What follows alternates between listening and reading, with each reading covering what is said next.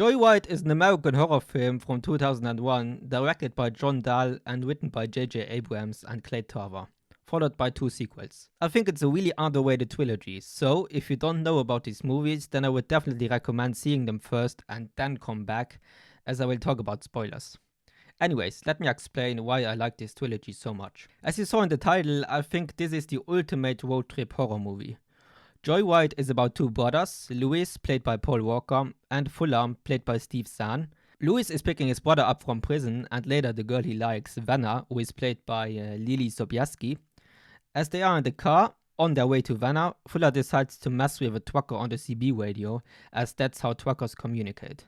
So he asks his brother to pretend he's a girl and talk to a trucker who calls himself Rusty Nail. When they found a motel to sleep overnight, Fuller runs into a racist asshole and decides to get back at him by making Rusty Nail show up on his door with pink champagne. As a prank, you know. So, they both listen to the walls as he arrives, but then they hear a gasp and silence. The next morning, the police show up, questioning both because they found the dude who stayed right next to them, who they decided to play a prank on the highway, missing his jaw. This was incredibly well done, because we as the audience, as well as Fuller in the movie, thought it would be the trucker because the other dude was so big and aggressive, but no, it was the opposite.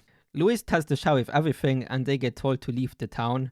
On their way out, Rusty Nail contacts them through the radio and the hunt begins. The next twist arrives as it turns out that Rusty Nail was behind them all along. They manage to escape and go to a gas station. Abrams' incredible writing shows again as an ice truck arrives shortly after with a dude who looks intimidating and has a metal pipe. So as a viewer you think, this is him, this is Rusty Nail. So Louis and Fuller escape, but the ice truck man chases them until it turns out that he only followed them because Louis forgot his MasterCard at the gas station. So they make you think that they are safe now, but then out of nowhere, Rusty Nail appears and runs through the ice truck and traps both of them. Here you might think, well, isn't this one of those classic horror movie cliches where the car doesn't turn on?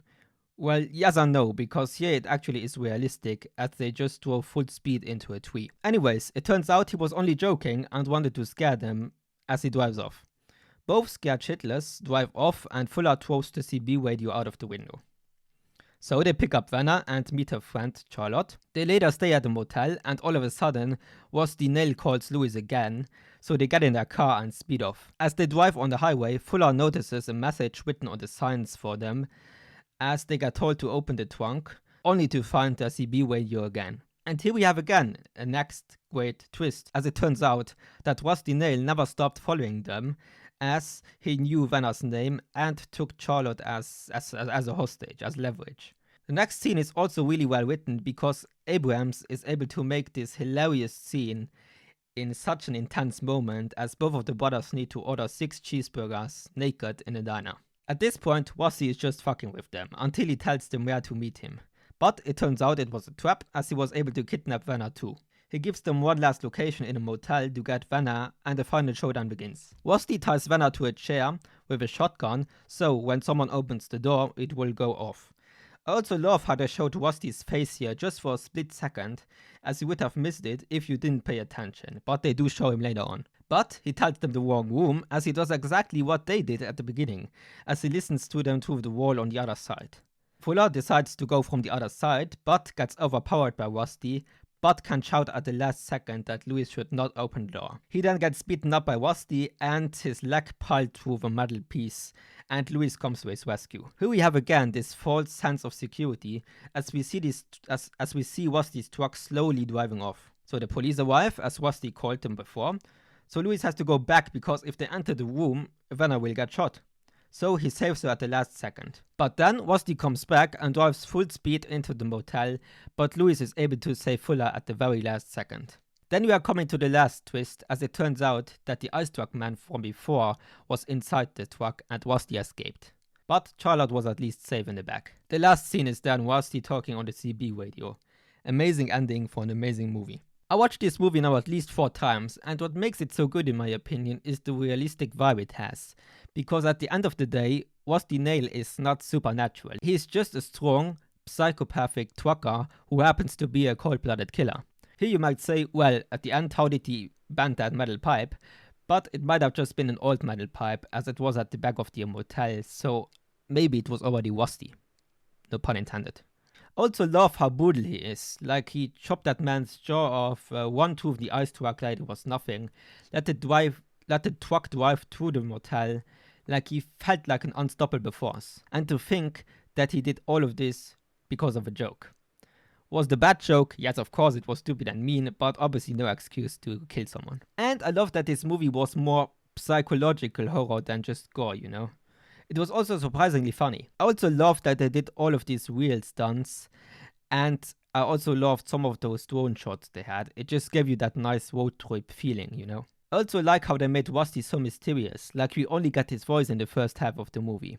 By the way, he's also voiced by Ted Levine, yes, the guy who played Buffalo Bill in Silence of the Lambs. As a matter of fact, I think all of the actors did an incredible job here, and J.J. Abrams' writing really came through, delivering an original idea and giving us an amazing horror movie villain in Rusty Nail.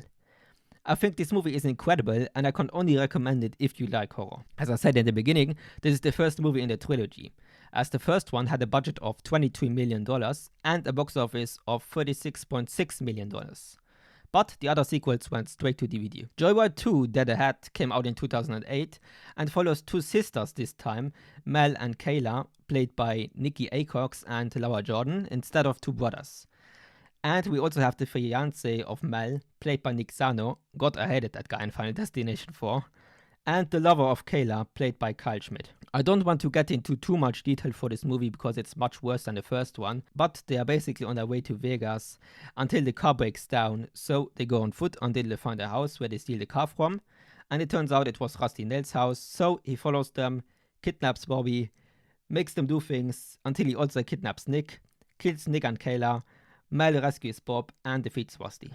What I like about this movie is that they did again real stunts, just as great as the first one actually. There were also some great shots, and the acting as well as the story was decent. It's just that the characters were awful. Like, I didn't care about a single one of them. And I was so happy when Rusty killed Nick, who, by the way, is honestly one of the worst horror movie characters I've ever seen. The sequel should have stuck to the original's atmosphere, in my opinion, because this was way more gory and hardcore. The effects were great though. What I also didn't like was that Rusty became too strong, like he wasn't human anymore. At the end, he shouldn't have survived that fall, but he climbed somehow out of that truck completely on fire in the middle of nowhere, and then somehow got a truck again. Like, yeah, it was too much in my opinion. But to be fair, this movie was directed by a different director, and J.J. Abrams also didn't wrote it, and there was also a different actor for Rusty, who actually did a pretty good job though. But to give this movie a little praise, it has one of my favorite horror movie quotes. I like the rain. Keeps everybody inside and washes everything clean. And yeah, I don't know how, but this movie got another sequel and final film despite its box office of just $5 million. Joy Ride 3 Roadkill came out in 2004 and was way better than its previous one. Honestly, I wasn't surprised that this movie was better again because Declan O'Brien wrote it and directed it, who did the Wrong Turn movies, which I'm a big fan of. Anyways, this movie has actually a really great opening, which basically sets the tone for the rest of the movie, as it is even more gruesome than the second one. It also opens up with the ultimate trucker song, 6 Days on the Road by Dave Dudley.